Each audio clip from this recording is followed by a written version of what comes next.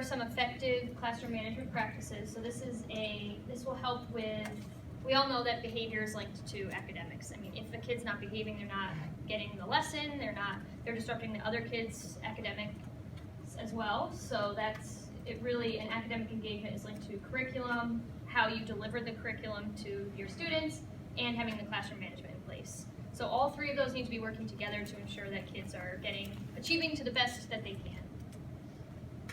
So in order to help classroom management to sustain that, you have to have different practices and have support systems in place and have it linked to your school-wide that is also happening.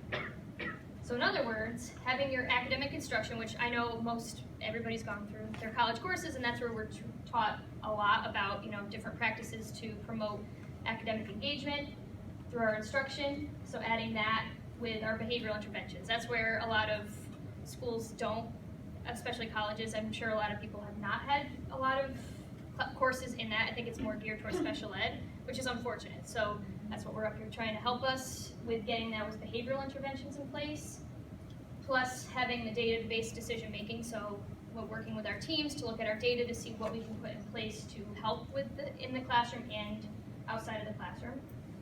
And building those systems, which is what we're doing right now. We're action planning around all of that, coming up with a system, and that equals a full school-wide PBIS positive climate. So these are all the evidence-based practices. I'm just going to click through them because we're going to get into them, dive into each one more, and I don't want to just read all of them off the slide. So I'll click through. You can read as I go. All right, so these are the 10 that we're going to dive into more deeply. So our first one is the minimizing crowding and distraction. So when you think of how you come into the beginning of the school year and how you set up your classroom. So make an environment that helps with appropriate behavior. So when you think about how you would arrange your furniture so you don't want the kids to have to walk in front of the classroom to go to the bathroom. That's very disruptive to the learning, things like that. Making sure there's adequate supervision of all areas. So if you have centers, make sure you're able to see them. They're not behind a bookshelf or over in a corner where you can't see them, and that might be where the problem areas are happening if you can't see where they're going, especially if you're the only teacher in the classroom. Making sure there's staff and student areas. In my old classroom, there was a lot of kids who like to touch my desk, so I put a stop sign on my desk. I would mark it off with red tape, so they were sure what was a staff area and what was a student area. Then having seating arrangements. So how you group your students. I know sometimes you always try to move that one student, and no matter what, they always misbehave, but I think back to an example of a 4th grade teacher who had a very pure attention-seeking classroom, and he had a U-shape for his setup. So would that have worked well? If you have a U-shape where they're all staring at each other when they're very pure attention-seeking students. It wasn't, and the thought, bringing that to his attention, it was very, oh, yeah, that makes sense, that why would you have them all staring at each other where they can make faces and make little comments that they're looking at each other all day. You're just promoting that misbehavior.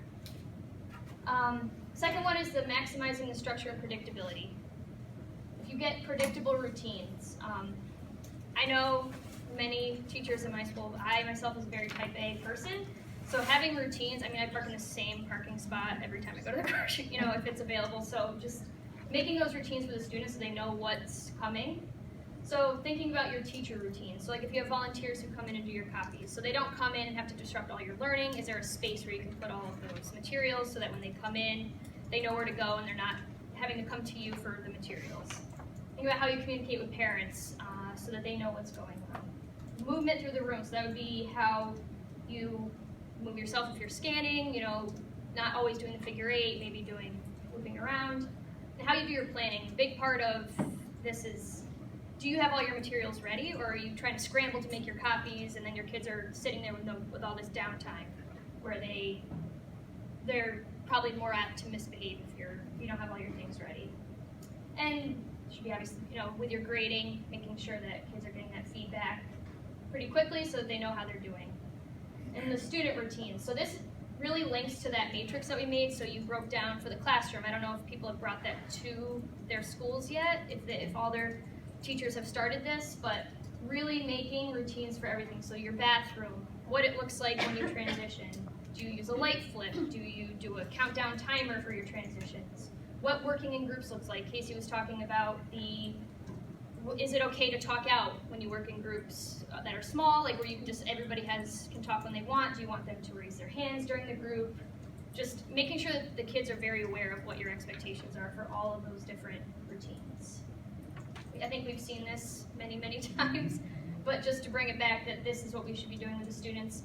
This should be linked to your lesson plans as well. This is the format for most of your lesson plans, what you're defining your expectations, what you expect. Teaching to them, being very explicit in your teaching. Prompting, having the students prompt them before each transition or before they go into their small groups to remind them what they should be doing. Monitor how they're doing, showing expectations, evaluate, and then going back in the circle. So this is a continuous cycle that's always happening within the classroom as well and in the non-classroom settings. So providing more acknowledgement for the appropriate than the inappropriate. I find that this is really the most difficult for many teachers. That 4-to-1 ratio, it doesn't seem natural. A lot of teachers think that students should be expected to do this, so why should I be praising them, or that I should be correcting them? But that really causes a really negative environment for the students if you're just only giving them feedback on their behavior when they're getting the negative. So interacting positively once every 5 minutes. So I think back to an example, I had a student who, he was so adult attention seeking, I had to wear this little motivator. I don't know if you've ever heard of them. It's kind of like a beeper that you wear that just buzzes every 5 minutes.